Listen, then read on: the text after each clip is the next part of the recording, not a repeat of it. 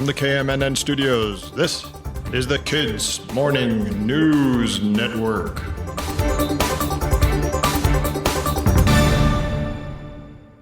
Good morning. This is Alex. It's December 21st, 2023, the 355th day of the year. That means there are just 10 days left in 2023. That's a week and a half. Today is the Winter Solstice. Have you heard that before? That means it's the shortest day of the year. Not really. I mean, every day is 24 hours, but this day has the least daylight of any day of the year. That's the bad news. The good news is, from now until June, the days are just going to get longer and longer and longer.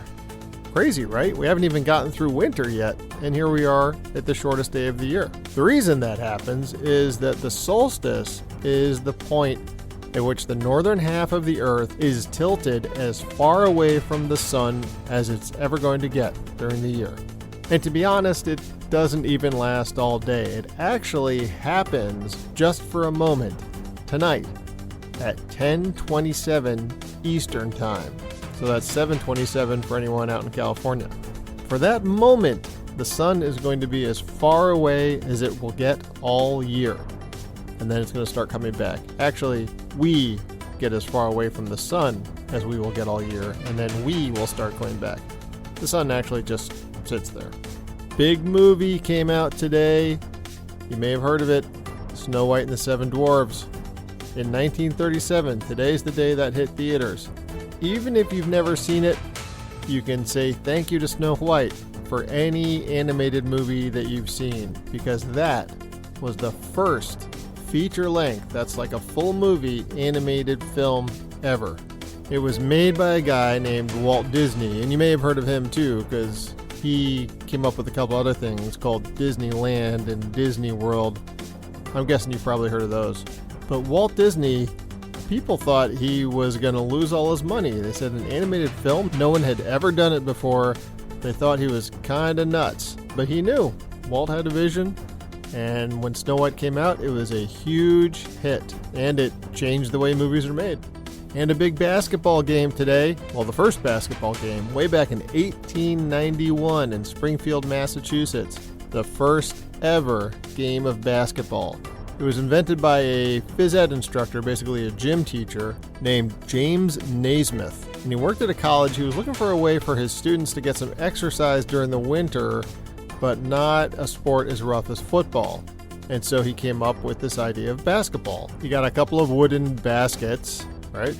That's where the name comes from. The baskets that Peaches used to come in.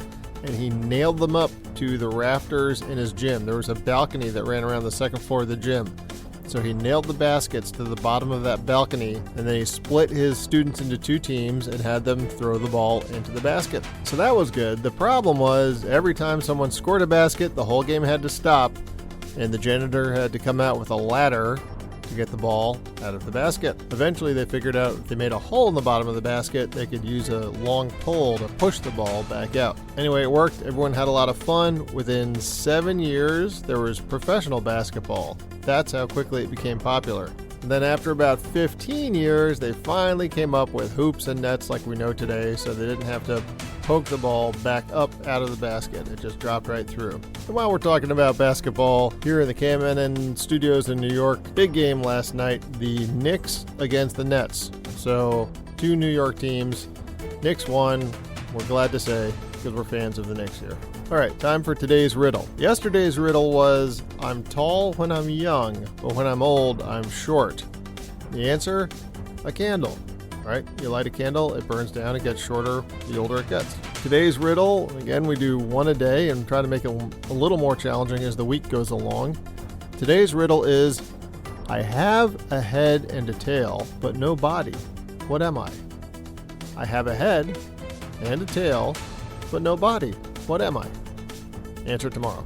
Today we have a special correspondent Liam. He loves food. He's here to tell us a little bit about hot peppers and hot sauce and how you can make your own. Liam, take it away. Before you get any hot peppers, you need to know the cautions. Never get the oils in your eye or on your nose. it will sting a lot. And also, you can get them at your local grocery store. And prepare a couple gallons of milk just in case, because they're really, really spicy. Where to get them? You can get them at your local grocery store, but if they're not there, try another grocery store, because some have them and some don't. So if you don't find them in one, try another grocery store. And the peppers you can find in grocery stores can go from, I've seen banana peppers, bell peppers, and I've seen people selling habanero peppers and ghost peppers. If you don't know what a ghost pepper is, it's one of the spiciest peppers in the world. So be careful of what you pick. Also, if you want to make hot sauce, then you have to be really, really, really patient, because you have to wait for days for the flavor to develop. So you have to be really patient and wait. And also, be careful of your ingredients, because one wrong thing could wreck the hot sauce. Like if you put too much vinegar, or too much water, or maybe not enough pepper. It could be too less spicy, too vinegary, or not enough vinegar. So be really careful of your ingredients. And this is how I made a hot sauce thing. I added half vinegar, half water, then I put quite a few chili peppers in to develop the flavor. After waiting a couple days, it actually worked. And now I have some homemade hot sauce. Really spicy hot sauce though. So if you're willing to give yourself a challenge, try it out. Make some hot sauce yourself. See how it works. It'll be like an experiment, a test, something you can work on. So I wish you good luck if you're trying it. Bye. Thank you, Special Correspondent Liam. We'll be hearing a lot more from Liam in the future. Today in weather, the Great Plains and the West Coast look like they'll be a bit cloudy, but lots of sun in the rest of the country. If you're not up in the way northeast or high in the Rockies, it won't even be that cold today. Still chilly. It is December after all. And in Southern California, you're still looking at a whole bunch of rain, so be careful. You still have flood warnings out there. There could also be some rain around Oklahoma today, too. All right, we're going to end with a poem again today. This one is called Hope is the Thing with Feathers by Emily Dickinson. Hope is the thing with feathers that perches in the soul and sings the tune without the words and never stops at all. And sweetest in the gale is heard, and sore must be the storm that could abash the little bird that kept so many warm. I've heard it in the chillest land and on the strangest sea, yet never in extremity it asked a crumb of me. That's Kids Morning News for today. Thanks for listening. I'll be back tomorrow. This is Alex, signing off.